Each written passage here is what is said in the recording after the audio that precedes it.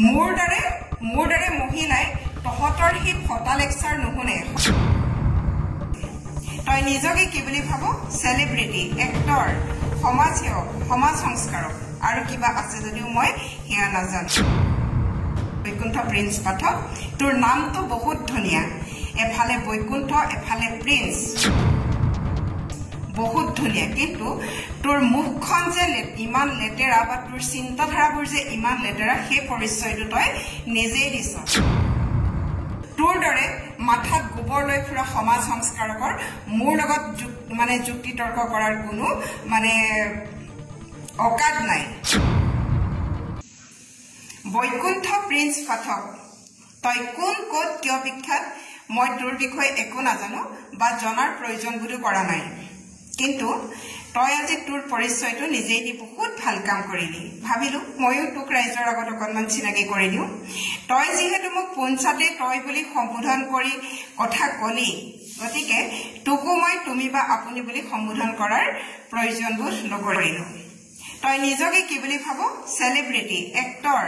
সমাজসেৱক সমাজ সংস্কাৰক আৰু কিবা আছে যদিও মই হেয়া নাজানো কিন্তু তই কেনেকুৱা ধৰণৰ সংস্কাৰী সেই কথাটো আজি তোৰ এটা মন্তব্যই সম্পূৰ্ণৰূপে জনাই দিলে যে তই কিমান সংস্কাৰী বা তই কিমান সংস্কাৰী ঘৰৰ ল'ৰা আচলতে তোৰ ঘৰৰ বা পৰিয়ালৰ কাকো মোৰ টানি আনিবলৈ ইয়াত মন নাই তই মোক প্ৰশ্ন কৰিলি য'ত মই এটা মাৰ্জিত ভাষাৰে এটা কমেণ্ট কৰিছিলো সেই কমেণ্টত তই মোক প্ৰশ্ন কৰিলি যে তই কি কৰি আছ তোৰো যাবৰ মন নেকি মোৰো যাবৰ মন তোলৈকে মোৰ যাবৰ মন তই নিবি নেকি ক মই যদি যাওঁ তোলৈকে যাম তোতকৈ বয়সত এগৰাকী ডাঙৰ ব্যক্তিক যেতিয়া তই বুলি সম্বোধন কৰিলি তই কিয় যোৱা নাই বা তোৰো যাবৰ মন নেকি বুলি প্ৰশ্ন কৰিলি গতিকে তই কিমান সংস্কাৰী সেই পৰিচয়টো তই নিজেই দিছ বৈকুণ্ঠ প্ৰিন্স পাঠক তোৰ নামটো বহুত ধুনিয়া এফালে বৈকুণ্ঠ এফালে প্ৰিন্স বহুত ধুনিয়া কিন্তু তোৰ মুখখন যে ইমান লেটেৰা বা তোৰ চিন্তাধাৰাবোৰ যে ইমান লেটেৰা সেই পৰিচয়টো তই নিজেই দিছ তই যে মোক প্ৰশ্ন কৰিছ তই কি কৰি আছ বৈকুণ্ঠ প্ৰিন্স পাঠক তই কি কৰি আছ সেইটো জনা তই বা সেই কংকনা বৰাৰ দৰে কিছুমানে সেই কাৰোবাৰ মানে অবৈধ প্ৰেম অনৈতিক কিবা কাৰ্য সমাজলৈ টানি আনি নেদেখা বা নজনা 10 জনক তহঁতে জনাই আছ তহঁতে কেইখন সংসাৰ জোৰা লগাব পাৰিছ কেইজনী নাৰীক কেইজনী মহিলাক তহঁতে ন্যায় দিব পাৰিছ কাৰোবাৰ কিবা এটা ৰিউমাৰ ওলালে বুলিয়ে তাকে টানি আজুৰি উলুটাই যে এই ফেচবুকত বজাই থাক তাত কি তহঁতে ভাল বাৰ্তা প্ৰেৰণ কৰি আছ নেকি তহঁতে কিমান ভাল কাম কৰিছ তহঁতে কি সমাজ সংস্কাৰ কৰিছ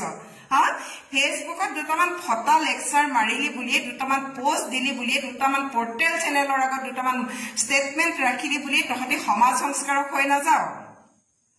কোনোবা 10 জনী মহিলাই বা 10 জন পুৰুষে যদি কিবা এটা কাৰোবাৰ বিষয়ে নজনা গৈ আছে তহঁতে সেইবিলাক টানি আনি সমাজক জনাই আছ কোনোবাই ভালকৈ লৈছে ভাল কথা যদি কোনোবাই বেয়াকৈ লৈছে তেনেহলে সেই নজনা কেইজনৰ মাজৰ পৰাই কিন্তু তেনেকুৱা কাম কৰিবলৈ আৰু 10 জন আগবাঢ়ি যাব তহঁতে কেইখন সংসাৰ জোৰা লগাইছ কেইজনী নাৰীক ন্যায় দিব পাৰিছ আজিলৈকে তাৰ লিষ্টখন প্ৰকাশ কৰ ফেচবুকত ফটা লেকচাৰ মাৰি পোষ্ট দি থাকিলে কোনো কাম নাই বুজিছানে মোৰ দৰে মহিলাই তহঁতৰ হি ফটা লেকচাৰ নুশুনে হয়তো মগজ নাইকিয়া কোনোবাই তহঁতক হয় ছাৰ হয় মেডাম কৰি থাকিব পাৰে কিন্তু মোৰ দৰে এগৰাকী মহিলাই তহঁতক হয় ছাৰ হয় মেডাম নকৰো কাৰণ তহঁতি কি কৰ তহঁতি সেই লোকৰ পকৰত খন্তি মাৰি তহঁতি সেই বেলেগৰ মানে হেৰিবিলাক আনি বেয়া কামবিলাক আনি তহঁতি সমাজত প্ৰচাৰ কৰ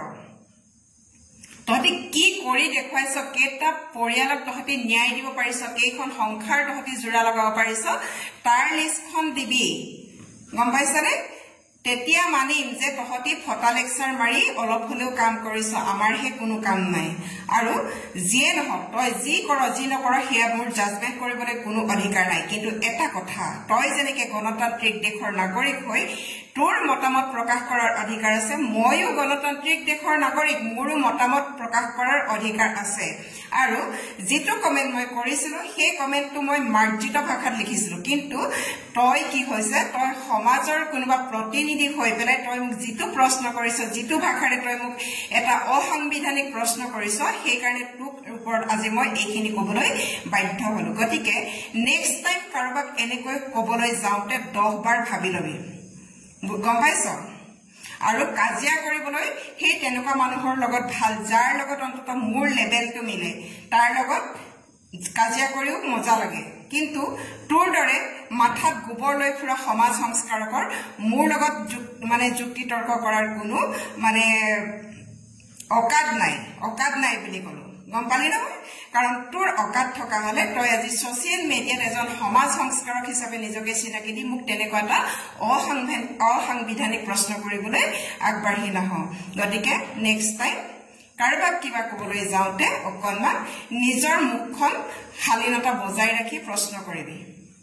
আৰু মই গোটেইখিনি স্ক্ৰীনশ্বট মই লগাই দিছো তই কি মন্তব্য কৰিছিলি আৰু মই কি মন্তব্য কৰিছো ৰাইজে চাওক তাৰ পিছত ৰাইজে মতামত প্ৰকাশ কৰিব ধন্যবাদ